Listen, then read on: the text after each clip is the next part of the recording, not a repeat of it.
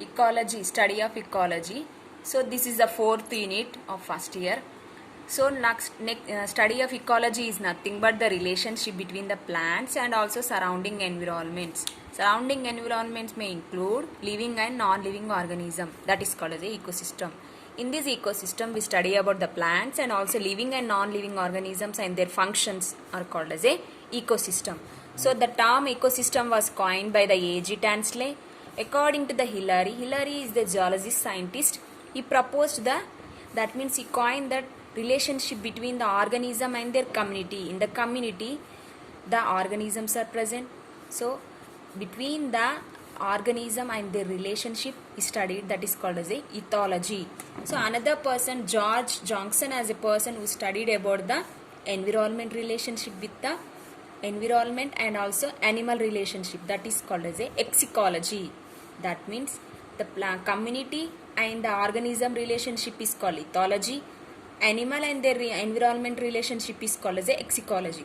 So these are all includes in the ecology. Next, the word in Greek language, eco means how, study, logy means study in the Greek language. Okay. Next one is the warming as a person who described and he introduced the science to the plants for the first time.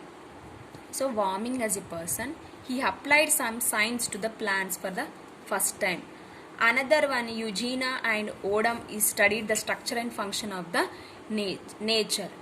So these are all the scientists. This all includes in our introduction. Next we'll go for the structure of the ecosystem. In these two types are there present, that is natural ecosystem and artificial ecosystem.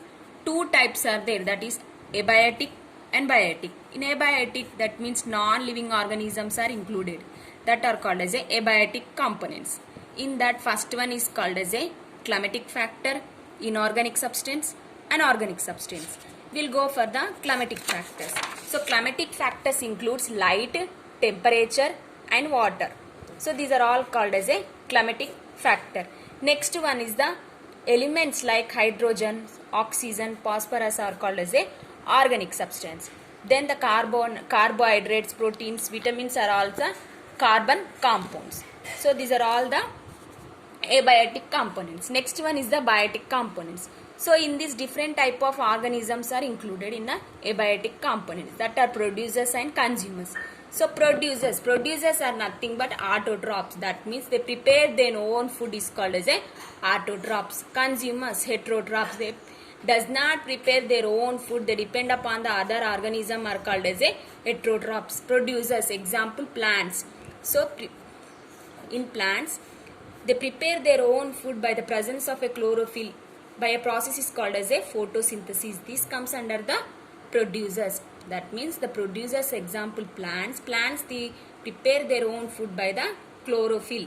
By the process is called as a photosynthesis. Next one is the consumers. Consumers, they cannot prepare their own food. They depend upon the other organism for their survival is called as a consumers.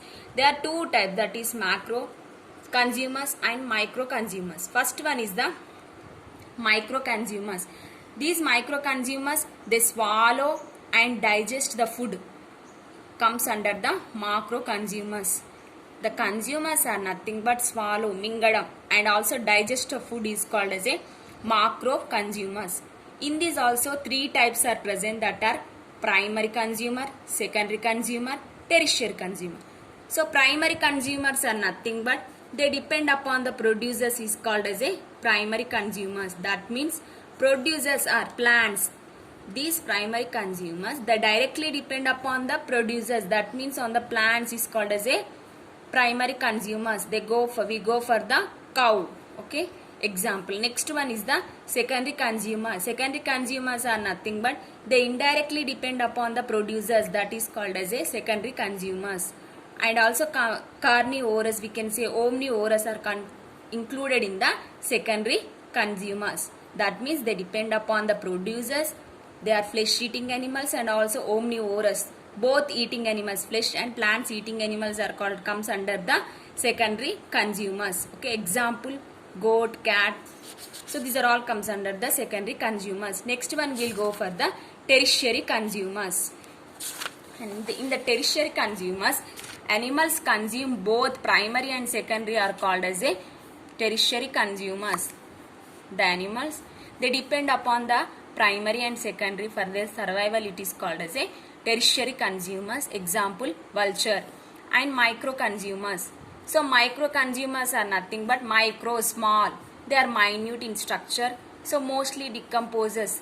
They convert the organic substances into a dead bodies of plants and animals into a organic compounds is called as a saprophytic bacteria. They depend upon the dead decaying organisms are called as a saprophytes. So these are all comes under the micro consumers.